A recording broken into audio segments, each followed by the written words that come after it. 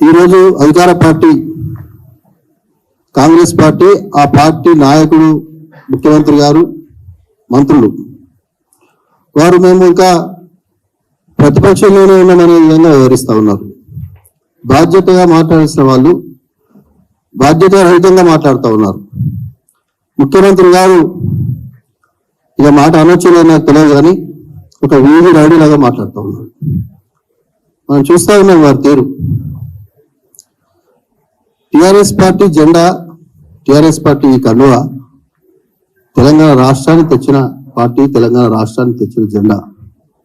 ఏం మాట్లాడుతున్నావు సోదిన్నారు కదా, నువ్వు ఎవరిని అంటున్నావు సోదిన్నారు కదా. ఈ జెండానే కదా ఈరోజు ఒక రాష్ట్రంగా ఏర్పాటు చేయడానికి కారణం. ఈ రాష్ట్రం కాకపోతే నువ్వు ముఖ్యమంత్రి అయిపోతువా? సమైక్యవాదుల సంఖ్యలు చేరి సన్నాయి నొక్కులు నొక్కి వాళ్ళ కాళ్ళ కాడ బూట్ల కాడ నిలబడ ఫోటోలు మనం చూస్తా ఉన్నాం సోషల్ మీడియాలో.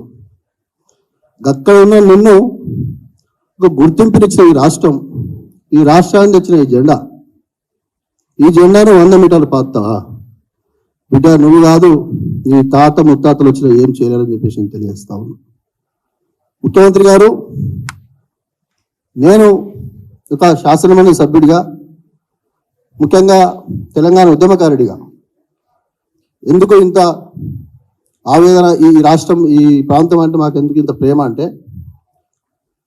14 సంవత్సరాలు తెలంగాణ కోసం కొట్లాడిన వాళ్ళం, ఈ తెలంగాణ తెచ్చిన వాళ్ళం, ఈ పార్టీ ఈ జెండా కింద నాయకులుగా ఎదిగిన వాళ్ళం.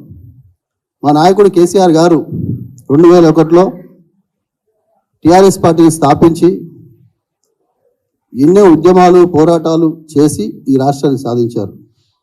నేను ఒకటి అడుగుతా ఉన్నా, రేవంత్ రెడ్డి గారు, 3 రోజుల తర్వాత తెలంగాణ అడుగు పెడతా, సంగతి చూపిస్తా అంటున్నావు. వచ్చే ముందు ఒకసారి ఆలోచించి, నీకంటే ముందు చాలా మంది ముఖ్యమంత్రులను చూసింది ఈ జెండా. మేము ఇక్కడ ఢిల్లీలో చక్రం దింపుతామని అనుకున్న వాళ్ళని చూసాం. 2001లో ఏంటి పరిస్థితి? మనుషులను నక్సలేట్ల పేరుతో మాయం చేస్తున్న రోజులు అవి. ఇక్కడ ముఖ్యమంత్రిగా, అక్కడ ప్రధానమంత్రి కూడా తనే నిర్ణయించే పరిస్థితిలో ఉన్నటువంటి ముఖ్యమంత్రులు ఉన్నటువంటి రోజుల్లో కూడా ఇవనికి భయపడలే. మేము ఈ జెండా ఇవనికి భయపడలే. నువ్వు ఎంత అసలు వాళ్ళు నీ నాయకులు, వాళ్ళు నీ గురువు గారు ఆ రోజు ఉండే, అట్లాంటి వాళ్ళకు కూడా మేము ఎవరికి భయపడలేదు. ఇక్కడ దేశంలో అధికారంలో ఉన్న పార్టీలు మమ్మల్ని అణచడానికి ప్రయత్నం చేస్తే కూడా మేము భయపడలేదు 2001 నుంచి. నీకు ఇంకో విషయం గుర్తు చేస్తా ఉన్నా, 2004 నుంచి 14 దాకా ఇప్పుడు నువ్వున్న పార్టీ అధికారంలో ఉండే. ఎన్నో రకాలుగా మా పార్టీని ఇబ్బంది పెట్టడానికి చూశారు. ఆనాడు మా పార్టీ ఎమ్మెల్యేలను తీసుకున్నారు, మా పార్టీని చీల్చడానికి ప్రయత్నం చేసినారు.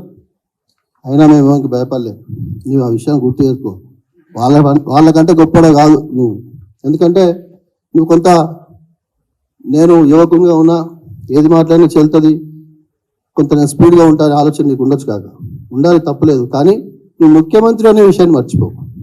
నువ్వు పిసిసి అధ్యక్షుడిగా మాట్లాడినట్టు, అప్పుడు తెలుగుదేశం పార్టీ వర్కింగ్ ప్రెసిడెంట్గా మాట్లాడినట్టు, ముఖ్యమంత్రిగా మాట్లాడితే తెలంగాణ సమాజం ఖచ్చితంగా నీకు బుద్ధి చెప్పే రోజులు వస్తాయి.